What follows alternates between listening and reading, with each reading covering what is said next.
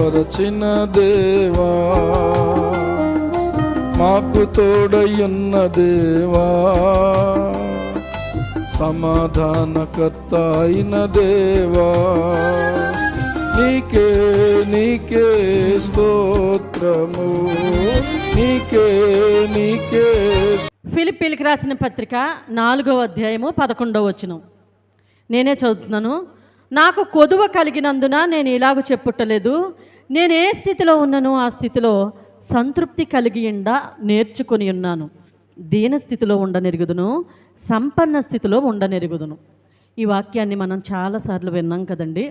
నేను ఏ స్థితిలో ఉన్నానో ఆ స్థితిలో సంతృప్తి కలిగి నేర్చుకుందును అన్న మాట ఎవరు చెప్పారంటే, ఒక ప్యాలెస్లో ఉన్న ఆయన మరి హ్యాపీగా ఏదో ఉద్యోగం చేస్తున్న ఆయన చెప్పలేదు. ఎక్కడ నుండి ఎవరు చెప్పారు అంటే, పౌలు భక్తుడు రోమా చెరసాలలో ఉండి చెప్పాడు ఈ మాట. చూడండి, నేను ఏ స్థితిలో ఉన్నానో సంతృప్తి కలిగి నేర్చుకొని ఉన్నాను. చెరసాల్లో ఉండి ఈ మాట చెప్పగలుగుతున్నాడంటే, అసలు ఆ భక్తుడు చెరసాల్లో ఉండి ఏమనాలి? నీకోసమే కదయ్యా నేను సర్వం దారపోసాను, దెబ్బలు తిన్నాను నీకోసమే కదా, ఎన్నో పరీక్షలు ఎదుర్కొన్నాను నీకోసమే కదా, ఎందుకయ్యా మళ్ళీ నన్ను ఇక్కడికి తీసుకొచ్చావు అనాలి. చూడండి, మనలో కూడా చాలామంది ఎందుకయ్యా మేము భక్తి చేస్తున్నాం, ప్రార్థన చేస్తున్నాం, అయినా మాకు ఈ పరిస్థితులు ఏంటి, అయినా మాకు ఈ బలహీనతలు ఏంటి అని ప్రశ్న మనకు వస్తుంది కదా. ఇదిగో జవాబు పౌలు భక్తుడు చెప్తున్నాడు. నేను ఏ స్థితిలో ఉన్నానో సంతృప్తి కలిగి నేర్చుకుందును. దీన స్థితిలో ఉన్నా, సంపన్న స్థితిలో ఉన్నా.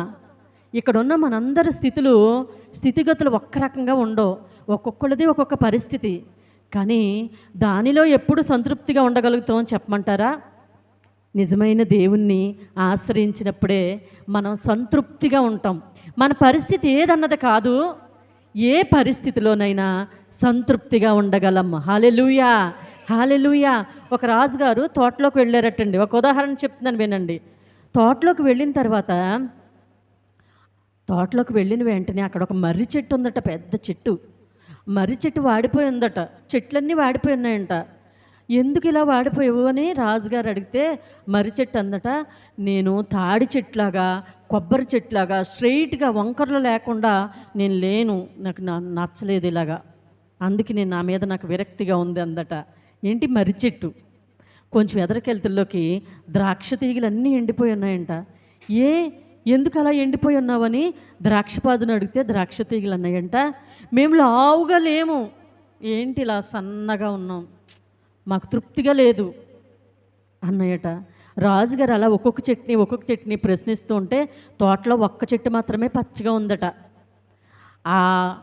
ఆ పాదు అక్కడికి వెళ్ళి రాజుగారు అన్నారట, ఆ సన్నజాజి దగ్గరికి వెళ్ళి మంచి సువాసనగా పచ్చగా నువ్వే ఉన్నావు తోటంతట్లో అని అడిగితే ఆ సన్నజాజి అందట, రాజా నేను ఇలాగే ఉండాలని, సన్నజాజి కావాలని దేవుడు నన్ను ఇలా చేశాడు.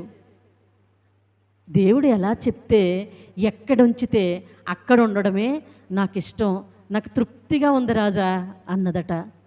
చూసారా, మర్రి చెట్టేమో నేను అలాగలేను అంది, కొబ్బరి చెట్టేమో నేను ఇలా లేను అంది, ద్రాక్షపాదమో నేను అలా లేను, ఏదో ఒక వంకలో.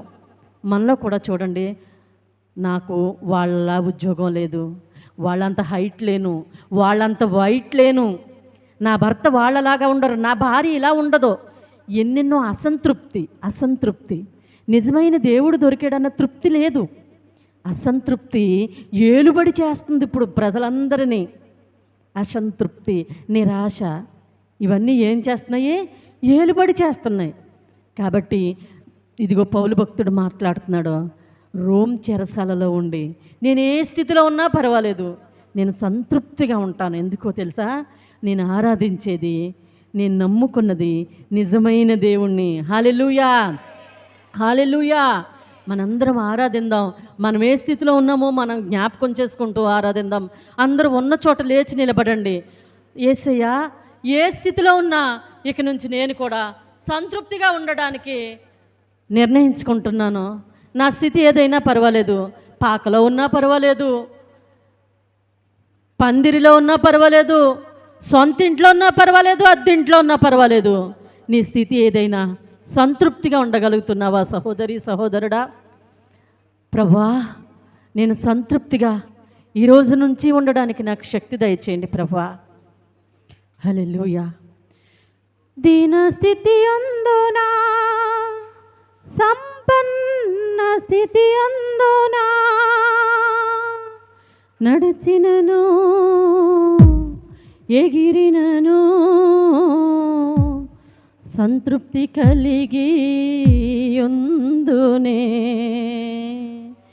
దీన స్థితి అందునా, సంపన్న స్థితి అందునా, నడిచినను ఎగిరినను సంతృప్తి కలిగి ఉందునే.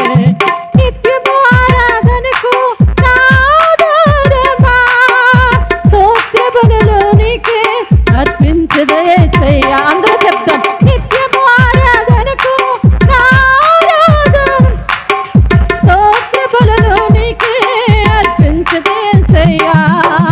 నిత్యము ఆరాధనకు నాదారమా, స్తోత్ర బలులు నీకే అర్పించదే యేసయ్యా.